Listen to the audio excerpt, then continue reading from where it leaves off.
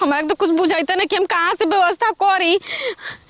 वो नहीं क्या असरा रहा, लेकिन उन्हों के घरे गली तो पते ना चलल कि केने बाड़न। लेकिन कहली सुनकर मौगी के खेत पे गल बाड़न और खेत पे आ गल बानी। लौकत नहीं खेत पे नहीं करो, हमार मदद कर देते तो कितना अच्छा रहल हो। चल आगे चल के देखा तनी का पता हुई है खेत पे। बतैली स्कूल के खेतवा पे रहलन हो। अरे वो ठावा के लोलिया कानवा के बोलिया, अरे अखिया के रे काजरवा, अरे किलो हरे लाल की वो रहनिया ये रहनिया, मजा लेता कारी रे बादरवा। और तो पेड़ के नीचे बड़ा आनंद आवता, हमरो के मजे आवता खेत गोरे में।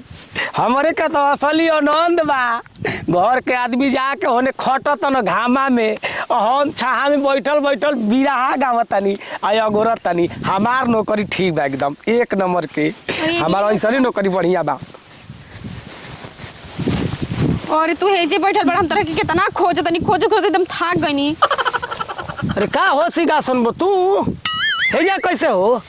तोरे तो खोज नहीं हो हमारा के। हाँ का हो, बैठो बैठो बैठो।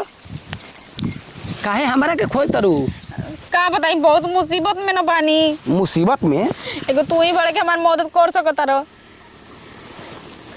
घर पे गौर नहीं तोरा ना रहलो तो हमार लगल कि असरा टूट जाई अब। लेकिन तारा मौगी से पूछनी ना तो बतैलन कि खेत पे गल बड़न, ऐसे खेत पे चले नहीं हां। ए मर्द ऐसा कौन पहाड़ हो गेल? हमर दोस्तवा तारा के छोड़ के भागना न गेल कहीं?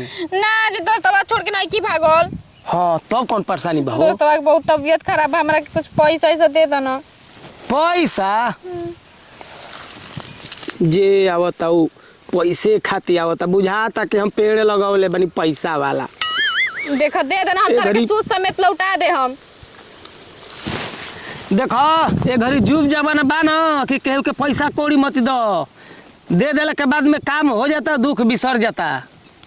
तो हम तो घर के फिर एक न बानी, हम ढेर दूर को थोड़ी न बानी के लेके भाग जाई हम।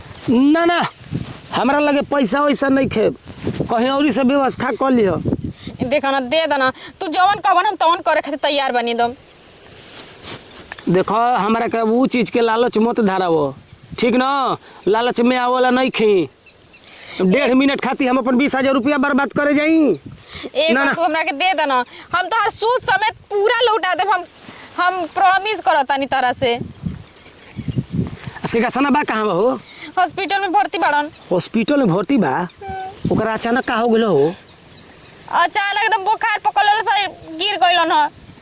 गिर गेल हो बुखार से? हां। तो के पानी में नहावा दो खूबिए। काहे मजाक कर दे जी, पैसा दे दी ना। हॉस्पिटल में बाड़न, डॉक्टर बोलस ना कि 1 घंटा में अगर पैसा का इंतजाम नहीं होगा ना तो ना बच पाई। ना बची? हाँ ए तो हम का करी, हमरा लगे पैसा वैसा बा ना। दे देना, हमरा के 20,000 बहुत जरूरत बा, बहुत जरूरत। तेरा पैर पकड़तानी, लेकिन तू जवन कहबन हम तवन करे खातिर तैयार बनी। हम जवन कहब तू तवन करे खातिर तैयार बड़ू? बाप रे बाप, पैसा में कितना पावर बारे। आदमी अपने से कहे लागत रहे जवन कहब तवन करे खातिर के तैयार बानी। बाह रे पैसा बाह, भोर सक आदमी पैसा के पीछे भागता आ मेहनत करता, पैसा कमाता, बड़ा न पावर बा। का कहत दे देना, बहुत असरा लेके आइल बनी तरह के, मत न करिह। जवन कहब तवन करबू न? हम पाका करे खातिर तैयार बनी। पाका न? जब जब कहब तब तब तू हमरा से मिले अबू न? का करी, मजबूर न बनी, जवन कहत तवन करे के न पड़ी।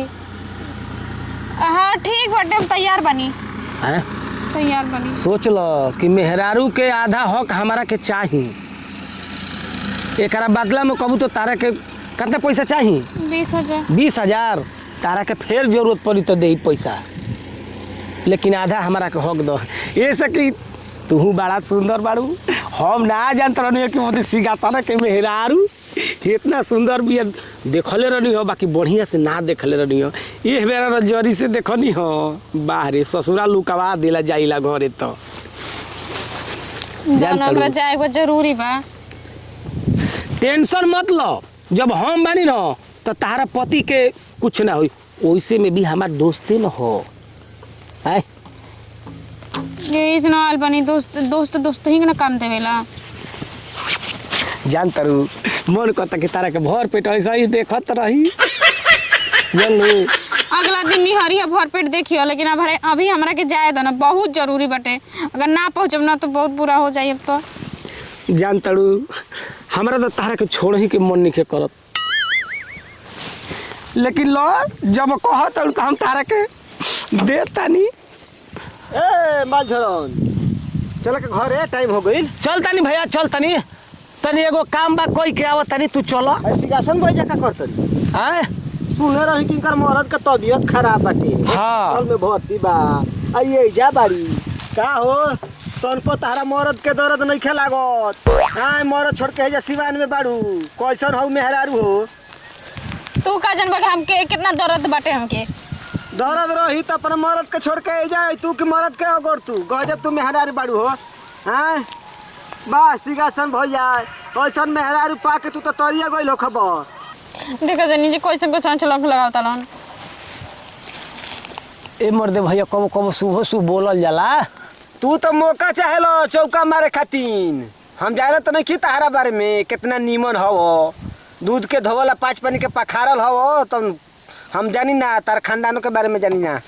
माने हमारे बारे में तू ही जानता रह कैसन आदमी हई।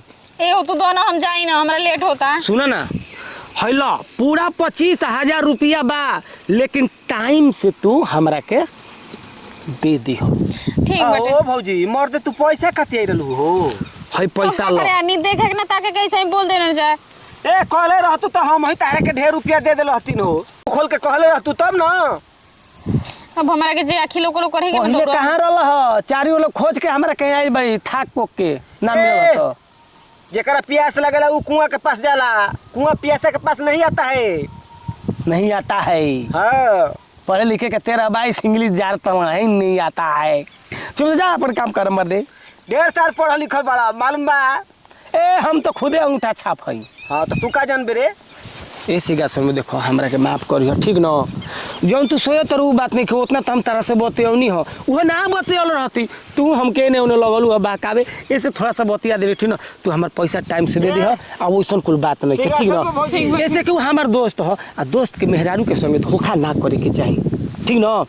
अब जा हम जाता नहीं ना। हाँ, जा। हमरा के एगो बात बताबो, हमरा ये नहीं के समझ में आवत कि तारा के पैसो देता हाथों जोड़ता ना ई समझ काहे? तो उन्हें ठीक बाटे।